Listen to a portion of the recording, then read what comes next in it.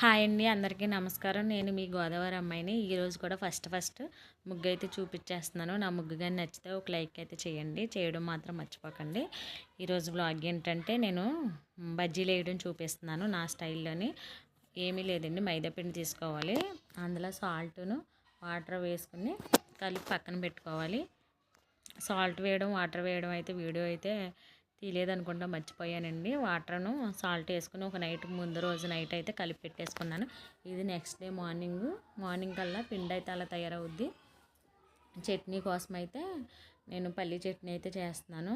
పల్లీలు సిమ్లో పెట్టుకుని ఫ్రై చేసుకోవాలండి. పల్లీ చట్నీ ఇలా ఒకసారి ట్రై చేయండి, చాలా బాగుంటుంది. సిమ్లో పెట్టుకుని ఫ్రై చేసుకున్నాక ఒక ప్లేట్లో పక్కన పెట్టేసుకోవాలి. ఆ ప్యాన్లోనే ఆయిల్ పోసుకుని పచ్చిమిర్చి టమాటా వేసుకుని ఫ్రై చేస్తున్నాను. ఉంటే కొత్తిమీర కూడా వేసుకోవచ్చు, కొత్తిమీర వేసుకున్న చాలా బాగుంటుంది. కానీ నా దగ్గర కొత్తిమీర లేదని నేను ఓన్లీ టమాటా పచ్చిమిర్చి వేసాను. ఇలా కూడా చాలా బాగుంటుంది, ఒకసారి ఇలా ట్రై చేయండి.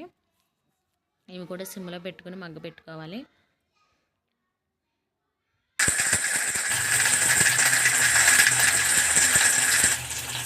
మగ్గిన తర్వాత చల్లారాక మిక్సీ అయితే పట్టుకోవాలండి. మిక్సీ పట్టుకున్న తర్వాత ఇందులో పోపు వేసుకుంటే చాలా బాగుంటుంది. పోపుకి అయితే కరివేపాకు, పచ్చెనపప్పు, మినపప్పు, ఆవాలు, ఎండుమిర్చి అంతే. నేనైతే ఇవే వేస్తాను. పోపు వేసుకుంటే ఇంకా బాగుంటుంది. చట్నీ కోసమైనా మనం 4 బజ్జీలు ఎక్స్ట్రా అయినా తింటాము. బజ్జీలు కూడా చాలా బాగా వస్తాయి, అసలు ఏమీ వేయకపోయినా. కొంతమంది బజ్జీ పిండిలో పెరుగు కూడా వేసుకుంటారు, కానీ నేనైతే వేయను. అలాగా పెరిగేసుకున్నా బాగుంటాయి, కానీ నాకైతే నచ్చదు పెరిగేయడం. ఓన్లీ నేను వాటర్ ఒకటే వేస్తాను, అయినా సరే బాగా వస్తాయి. ఎందుకంటే మనం పిండి కలుపుకునే విధానాన్ని బట్టి ఉంటుంది. పిండి మెత్తగా కలుపుకొని ఎక్కువసేపు కలుపుకోవాలి, ఉండలు లేకుండా. కలుపుకునే దాన్ని బట్టి బజ్జీలు బాగా వస్తాయి. ఆయిల్లో వేయగానే చూసారా ఎలా పొంగుకుంటా పైకి స్పాంజీలాగా వస్తున్నాయి. అలా పైన క్రిస్పీగా లోపలైతే మెత్తగా ఉంటాయండి. నిజంగా ఈ బజ్జీలు అయితే పళ్ళు లేని వాళ్ళు కూడా తినొచ్చు.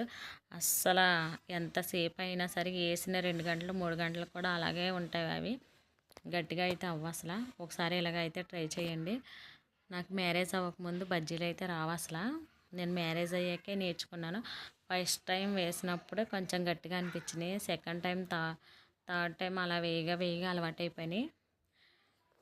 ఇప్పుడైతే చాలా పర్ఫెక్ట్గా వస్తున్నాయి బజ్జీలు అయితే.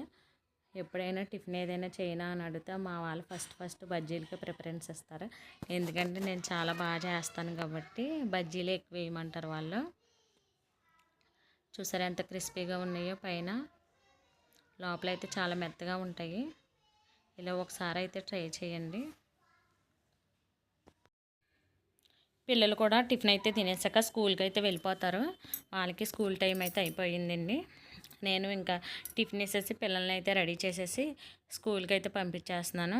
లంచ్ అయితే ఆఫ్టర్నూన్ పట్టుకెళ్తాము, దగ్గరే స్కూల్ అయితే. ఇంకా వాళ్ళ డాడీ అయితే తీసుకెళ్తున్నారు. ఎక్కువ నేనే తీసుకెళ్తాను, వాళ్ళ డాడీ ఉన్నప్పుడు తను తీసుకెళ్తాడు.